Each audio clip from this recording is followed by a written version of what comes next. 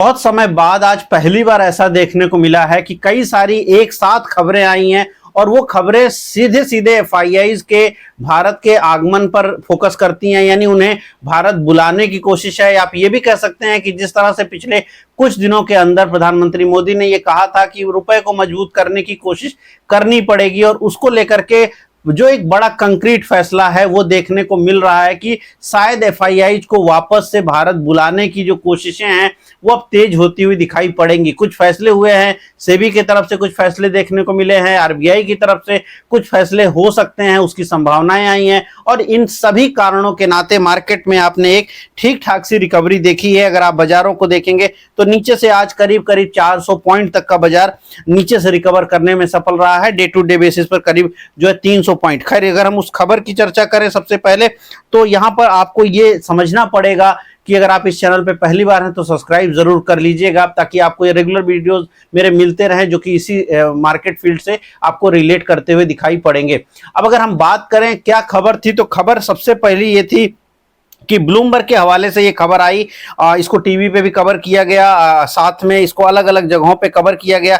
तो ये खबर क्या है, तो खबर अगर आप देखेंगे तो ये खबर है और यहाँ पर ब्लूमबर्ग ने ये खबर डाली है कि जो भारत है वो मेजर कट ले सकता है टैक्स में। टैक्स में कट का मतलब उस टैक्स में जब कोई भारत में निवेश करता है एफआईआई। मैं इसको समझा देता हूं क्योंकि इसको लेकर के दिन भर कई लोगों को कंफ्यूजन भी रही है कि एफआईआई जब भारत में बॉन्ड खरीदता है तो बॉन्ड परचेज को लेकर के पहली चीज करी गई है। अगर आपको लगता हो कि बॉन्ड खरीद लेने से क्या फर्क पड़ जाएगा तो ये तो बहुत छोटी बात है, नहीं बात है। पहला बात, बॉन्ड मार्केट जो है ये स्टॉक मार्केट की तुलना में, अगर हम शेयर बाजार की बात कर रहे हैं तो शेयर बाजार की तुलना में बॉन्ड मार्केट कई गुना बड़ा है। ठीक है, कई गुना बड़ा है। ये 1-2x में नहीं आता, ये 100x की श्रेणी में जाता है। तो बॉन्ड मार्केट बहुत बड़ी मार्केट है। बॉन्ड मार्केट को संभालने का जो सबसे बड़ा फैसला होता है और इसका जो असर होता है अगर मैं आपको दिखाऊं तो वो रुपए के ऊपर दिखाई पड़ेगा दिन के दौरान। अच्छा, यहां पर अगर आपको रुपया दिख रहा है, ये यूटीएस नंबर है। यूटीएस का मतलब है ये इंडियन टाइम के हिसाब से नहीं है, इसलिए कई लोगों को टाइम का डिफरेंस दिखाई पड़ता है। तो यहां पर जब भारतीय बाजार का समय ये था दिन के दौरान और रुपए में आज आपने एक तेजी देखी थी नीचे से। यद्यपि एक महीने के अंदर अगर आप बात करिए तो 3 रुपया हमारा कमजोर हो चुका है। रुपया 3 रुपए का मतलब तकरीबन 3% से ज्यादा, तकरीबन 4% तक हमारा रुपया जो है पिछले एक माह में कमजोर हो चुका है, 1 मंथ में कमजोर हो चुका है। लेकिन आज इसने थोड़ी रिकवरी दिखाई है और अगर आप नंबर देख रहे हैं तो करीब 95-71 का है। यद्यपि शाम के समय जब मैं ये बात कर रहा हूं रिकवरी वहां से यहां से नीचे स्तरों से वापस से रुपया कमजोर हुआ है, लेकिन पहली बार यह है कि आज एक बड़ा करेक्शन रुपए में सुबह के समय देखने को मिला। कह सकते हैं डॉलर में करेक्शन देखने को मिला या रुपया जो है संभलता हुआ दिखाई पड़ा। जैसे मैं कह रहा था इस खबर को, तो इसको समझिए जरा सा। तो यहां पर हुआ क्या है, बॉन्ड की जब खरीद होती है, यानी कोई एफआईआई अगर आया भारत में और वो बॉन्ड खरीदना चाहता है, सरकार में निवेश करना चाहता है, सरकारी बॉन्ड खरीदना चाहता है, तो बॉन्ड खरीद पर टैक्स में बड़ी रिलीफ देने की बात कही जा रही है। Tax foreign investor buying in Indian bonds.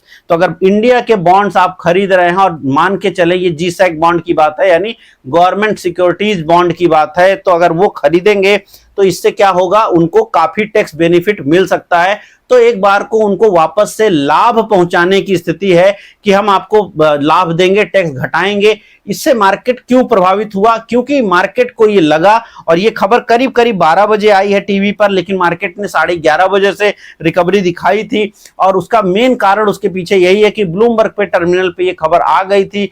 अगर आप देखेंगे तो मैंने ट्विटर पे भी डाल दिया था, मैंने अपने व्हाट्सएप पर भी इस खबर को आपके सामने डाल दिया था। ये मेरा व्हाट्सएप चैनल है और ये फ्री है, अगर आप ज्वाइन करना चाहें तो बिल्कुल ज्वाइन करिएगा। तो यहां पर भी मैंने इसको पोस्ट कर दिया था ऑन टाइम। अब यहां पर अगर हम दो मिनट के लिए समझें इस बात को, तो बॉन्ड खरीद को लेकर के इसका बेनिफिट होगा, रुपए को मजबूती मिलेगी इसके नाते। और इसके नाते एक और बड़ी बात उभर के आई है, लोगों की ये उम्मीद बनी है कि अगर एफआईआईज को बॉन्ड में परचेज में टैक्स बेनिफिट मिल सकता है तो आने वाले वक्त में हो सकता है इक्विटी खरीदने में भी, या जिसको आप जानते समझते हैं LTCG एलटीसीजी और एलटीसीजी और एसटीसीजी पर भी क्या कुछ रिलीफ कर गवर्नमेंट कल को देने के बारे में सोच सकती है। यद्यपि ये सिर्फ उड़ती उड़ती खबर है, बट एक जगह पर तो रिलीफ आने की उम्मीद लग रही है। ये ब्लूमबर्ग के हवाले से खबर आई और इसका असर बाजारों के ऊपर, अब मैं अगर लेवल्स के हिसाब से आप देखो तो दिन के दौरान क्या हुआ, एकाएक करीब 11:30 बजे से बाजारों में एक तरफा तेजी हुई और ये बहुत बड़ी तेजी थी, तकरीबन 200 पॉइंट की। और उसके बाद दिन के दौरान भी बाजार अपने हाईज के आसपास में बंद हुए। तो जहां लोअर बिंदु कहीं आपका मार्केट में आज 23,400 के आसपास है, वहीं अपर बिंदु में आप कहीं 750 तक बाजारों में, 23-750 तक बाजारों में गए हैं। तो एक अच्छी रिकवरी आपको देखने को मिली है और इसके पीछे बड़ा कारण यही है और रुपए में भी आपने ये एक बड़ा फोकस देखा है। लेकिन क्या सिर्फ इतने भर उम्मीद से बाजारों में एक बड़ी रैली बनने लग जाएगी? थोड़ी सी प्रॉब्लम है। क्यों प्रॉब्लम? अच्छा, सेबी ने क्या किया है वो भी मैं आपको दिखा देता हूं। तो सेबी ने क्या किया है, सेबी ने भी एक बड़ा फैसला किया है। सेबी ने यहां पर एक कंसल्टेशन पेपर जारी किया है। सेबी का ये जो कंसल्टेशन पेपर है, ये आप गूगल करके पढ़ भी सकते हैं। कंसल्टेशन पेपर जो आया है, इस पेपर में ये कहा गया है कि जो इंडेक्स डेरिवेटिव ट्रेड्स हैं, इसको अब और ईज किया जा सकता है। यहां पर यह नहीं कहा गया है कि टैक्स घटा दिया जाएगा या कोई बड़े नॉर्म्स परिवर्तित किए जाएंगे, लेकिन उनको ईजिंग करने की बात कही गई है और ये मेजर्स उठाए जा सकते हैं एक्सचेंज ट्रेडेड डेरिवेटिव्स के लिए। जो जाहिर सी बात है, निफ्टी, बैंक निफ्टी, सेंसेक्स, इनके ऊपर, इनके ऑप्शंस और फ्यूचर के ऊपर काम करते दिखाई पड़ेंगे।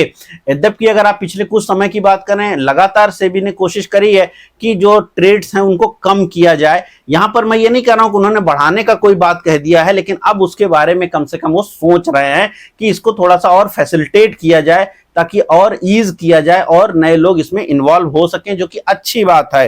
तो ये दो बातें एक साथ अच्छी वाली आई और बाजारों ने फिर तेजी देखी। लेकिन एक बड़ी प्रॉब्लम भी आई है और वो प्रॉब्लम भी आपको करीब करीब जो है यहाँ पर महंगाई में भारी वृद्धि होती हुई दिखाई पड़ी है। ये ट्वीट मैंने किया था शाम के समय, मैंने इसको थोड़ा सा अपडेट कर दिया। ये तो अगर आप देखेंगे तो यहाँ पर ये जो नंबर आया है WPI का नंबर 8.5 का नंबर आया है और वहीं पर जो पिछले महीने का WPI आपका नंबर था, यानी होलसेल प्राइस इंडेक्स जो आपका था, यानी महंगाई का जो मुख्य महंगाई के आंकड़े हैं, करीब 3.5 के आसपास, 3.25 के आसपास थे। वहां से अब हम 8.5 की महंगाई पर चले गए हैं।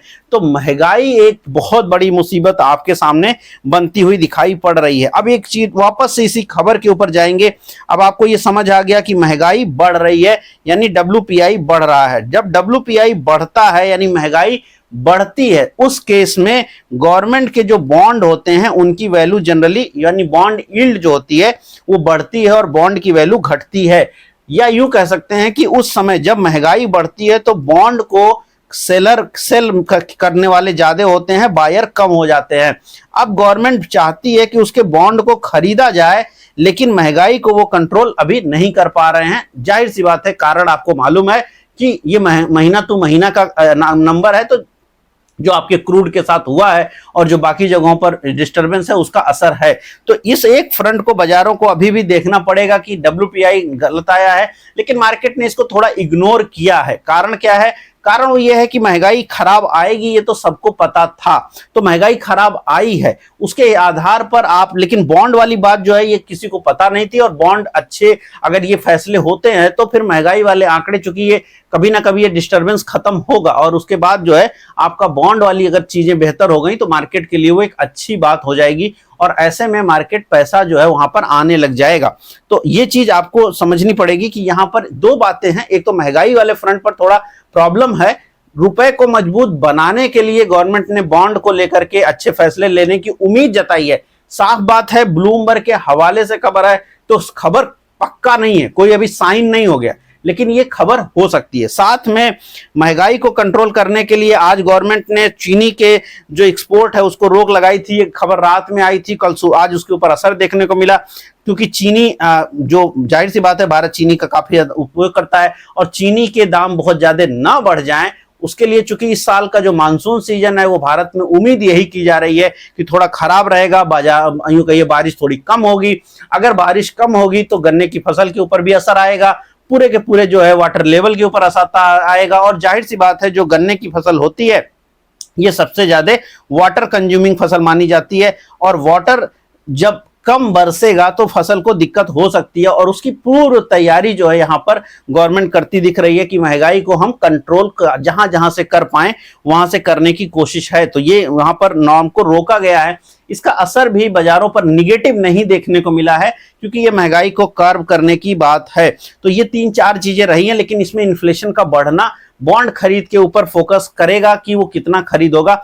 अब इसमें एक चीज और भी है कि अगर हमारा मार्केट इसके ऊपर रिएक्ट करे, यानी रुपए के ऊपर, तो रुपया थोड़ा और मजबूत होना चाहिए था, लेकिन उतना मजबूत नहीं हुआ है। देखना पड़ेगा कि क्या कल परसों में रुपया और मजबूत होता है या नहीं होता है, उसके ऊपर ज्यादा चीजें रहेंगी। अगर हम निफ्टी की बात करें, निफ्टी की चर्चा करें 2 मिनट के लिए, तो ये निफ्टी का आपके सामने चार्ट लगा हुआ है। निफ्टी के चार्ट में नीचे से हमने एक रिवर्सल देखा है। डेली टाइम फ्रेम का चार्ट है। पिछले कुछ दिनों में एक बड़ी गिरावट हुई थी और अब उस जोन से हम थोड़ा सा रिकवर कर रहे हैं। आप पहली चीज समझें, और मैं पिछले वीडियो में मैंने कहा था ये सिर्फ मार्केट जो है इस समय बाउंस करेगी, लेकिन स्ट्रेटजी अभी इतनी जल्दी नहीं बदलेंगी, यानी हर उछाल पर यहां पर सेलर आएगा। 2 अच्छी खबरें आई, मार्केट ने उछाल दिखाया। पिछले 2 दिनों में मार्केट उछल गई, सब कुछ हो गया, अच्छी बात है, लेकिन ये कब तक कंटिन्यू करेगी? क्योंकि ऊपर के साइड में कई बड़े मल्टीपल रेजिस्टेंस है। ये नीली लाइन जो है ये आपको पहले से पता है, ये काफी बड़ी रेजिस्टेंस लाइन है जो कि तकरीबन फरवरी से चले जा रही है। अगर मैं इसको एक बार को आपको छोटा करके दिखा दूं तो ये फरवरी के टॉप से खींची गई लाइन है, जो नीली लाइन वो आपको दिख रही होगी, और इस पर बाजार लगातार गिरता रहा है। कई बार यहाँ पर रेजिस्टेंस बनाया है और लास्ट टाइम भी रेजिस्टेंस बनाया है। तो एक तो बड़ा रेजिस्टेंस आपका इस नीली लाइन पे आएगा, वो बहुत इंपॉर्टेंट होगा। और मैं इस लेवल को अगर आपको दिखाऊं, ये लेवल क्या है, तो देखिए बड़ा लेवल जो आपको मार्केट पे रेजिस्टेंस के रूप में आएगा वो कहीं यहाँ पे आएगा। पहला बड़ा रेजिस्टेंस आएगा जो कि 24,200 के नंबर के आसपास का है। तो आप 24,000 से लेकर के 24,200 पे बाजारों को बड़ा रेजिस्टेंस देखेंगे, वो काफी बड़ा रेजिस्टेंस होगा। लेकिन डे टू डे बेसिस पर भी अगर आप चलें तो मार्केट की जो उछाल है उसके जो एक बड़ा रुकावट आ सकता है वो कहीं ना कहीं 23,900 की रेंज में भी आ सकता है। तो 23,900 से 24,000 की ये जो रेंज है ये अभी भी बहुत क्रिटिकल है, और 24,200 तो काफी क्रिटिकल है। तो ये जो उछाल हो रही है, इसमें उछालों में ऊपर की साइड में बाजारों पे बढ़ने पर कहीं ना कहीं कुछ ना कुछ आपको मौके मिलेंगे कि जहां पर लोग आपको अनफोल्ड होते हुए दिखाई पड़े, निकलते हुए दिखाई पड़े, उसकी प्रोबेबिलिटीज यहाँ पे बन सकती हैं। जाहिर सी बात है, ये केवल और केवल एजुकेशनल पर्पज पर मैं बात कह रहा हूं, लेकिन ऐसा हो सकता है। अगर आप देखें यहाँ पे कमोडिटी प्राइसेस, तो कमोडिटी में कल भी मैंने ये ट्वीट किया था, कमोडिटी प्राइस में अगर आप देखेंगे तो ये कॉपर का चार्ट है, और कॉपर के चार्ट में 1971 से ये कॉपर का चार्ट आपको दिखाई पड़ रहा होगा लगातार। ये बहुत पुराना समय हो गया, इसको छोड़ सकते हैं, लेकिन 1971 से ये चार्ट है।